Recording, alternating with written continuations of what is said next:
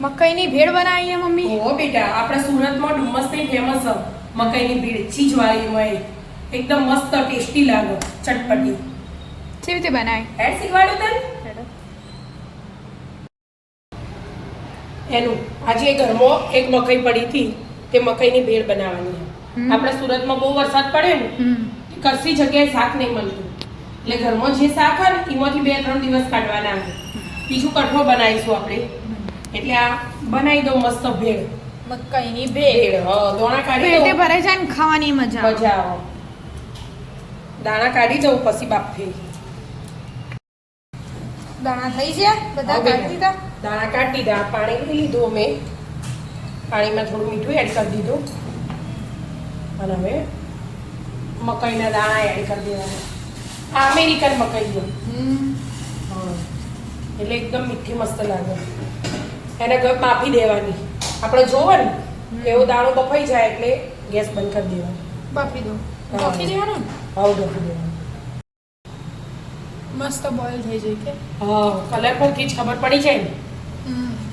હવે ગેસ બંધ કરી દેવાનો. હવે બીજા વાસણમાં કાઢી દેવાનું.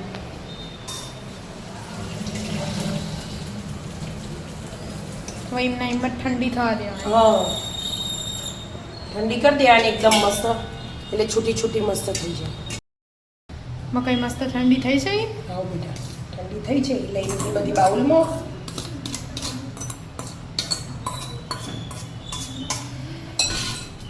હવે એના ઉપર થોડુંક ડુંગળી,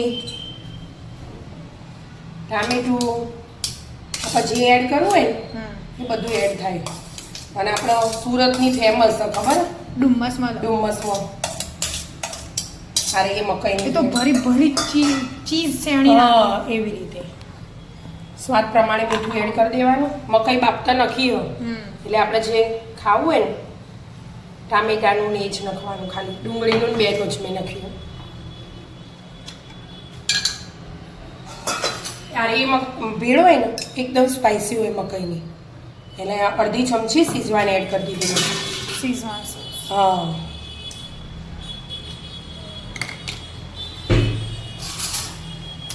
પોદના નાસ્તો કરે તો કીધું નાસ્તો ભૂખ લાગી એટલે આજ વરસાદનું આવું યાદ આવી જાય. ચીલી ફ્લેક્સ લઈ ચીલી લીધા ફ્લેક્સ એ એડ કરી દીધા. બહુ તીખા હોય એટલે માપના જ નાખ્યા મેં.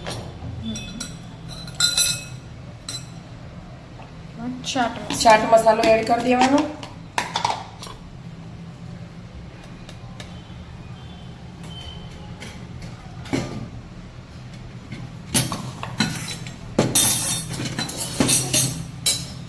હવે થોડું મરચું, થોડું જ આપણે બાકી તીખું ખાવું હોય ને એડ કરીએ ને એટલે મરચું થોડું થોડું છૂટું છૂટું નાખ્યું, એક જગ્યાએ પડે ને એટલે. એટલા માટે મેં. હવે હવે લીંબુ નીચોઈ દેવાનું. મસ્ત ચટપટી લાગશે. ખાટી તીખી મીઠી એવી બધી. મકાઈના દાણા મીઠા હોય ને, હા અરે એ અમેરિકન હોય એટલે બરાબર. અડધું લીંબુ નીચોઈ દીધું મેં. હવે ધાણા એડ કરી દેવાના. મસ્ત ધાણા આવી ગયા. હવે અને સેવ એડ કરી દેવાની. સેવ સેવ જેને જે લેવી એ લેવા. અમે આલુ સેવ લીધી. આલુ, હા, જે સાદી સેવે લેવાય ગ્રીન કલરની આવે ને, જે આપણે સુરતમાં ગ્રીન કલરની એ મળે, લાલ કલરની એ મળે, પીળા કલરની એ મળે, જે નાખ્યું એ નખાય. આપણે આલુ સેવ નાખીએ એટલે મસ્ત સ્વાદ આવે. સ્વાદ આવે. બધું મિક્સ કરી દેવાનું એકવાર, એટલે મસાલા બધા મિક્સ થઈ જાય. કેટલો મસ્ત કલર આવ્યો એનો. સ્મેલ કેટલી મસ્ત આવે. સુગંધ સુગંધ મસ્ત આવે. થોડી મારી સાઈડ ઉપર કરજો. હા મેડમ ડીશ લાવો. આમાં વિદ્યાબુનું ને ચીઝ ખાતા નહીં, અને આ ડુમ્મસમાં જઈએ ને ત્યાં તો ચીઝ વાળી જ હોય એટલા માટે.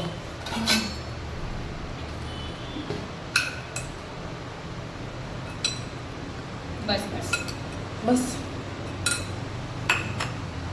હવે ડીશમાં કાઢ દઉં પછી ચીઝ શેણું. ના ડાયરેક્ટ સેન્ડ તો સેન્ડ ચાલે. હા, હા બાઉલમાં જ ખાઈ લેવું. હા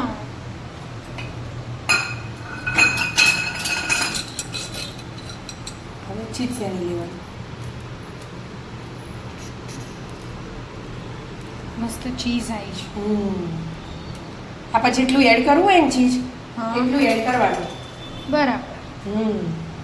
મસ્ત મજાની મકાઈની ભેળ બનીને તૈયાર થઈ તૈયાર જઈએ. ડુમસની ફેમસ હમ. એકદમ મસ્ત ચટપટી. ટેસ્ટી અને ચટપટી. તો આવી જાઓ મિત્રો મસ્ત મજાની મકાઈની ભેળ ખાવા. મિત્રો અમારા વિડીયો ગમતા હોય તો લાઈક શેર અને સબસ્ક્રાઇબ કરજો. રાધે રાધે.